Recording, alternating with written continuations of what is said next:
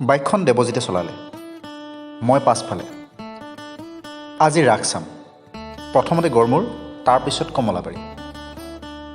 মুঠতে মাজুলী আজি ইমূৰ সিমূৰ কৰিম।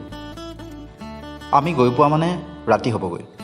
বাইকৰ হেডলাইটটো বেয়া হ'ব আৰু পূৰ্ণিমাৰ এই জোনাকে আমাক বাট দেখুৱাব। কিন্তু আন্ধাৰ হোৱাৰ আগতে আমি দেৱজিতৰ ঘৰলৈ আহিলোঁ। সিহঁতৰ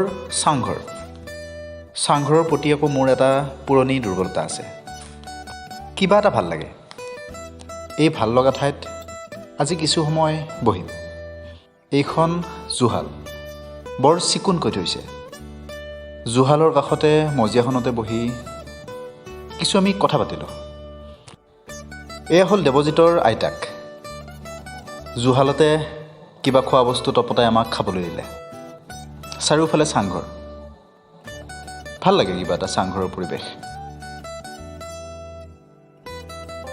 এয়া দেৱজিতৰ মাক আৰু এয়া দেৱজিত। ক'ম বাৰু তাৰ কথা কেতিয়াবা। চাংঘৰৰ ওপৰত জুহালখন এনেকৈ সজা হয়। দেৱজিতৰ ঘৰৰ পৰা ওলাওঁতে ৰাতি হ'ল।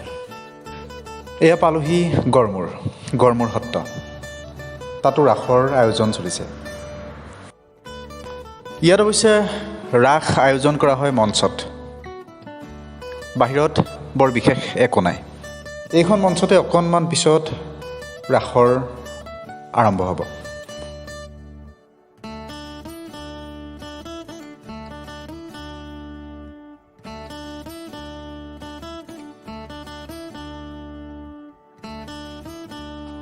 গড়মূৰৰ পিছত এইবাৰ কমলাবাৰী সত্ৰলৈ বুলি।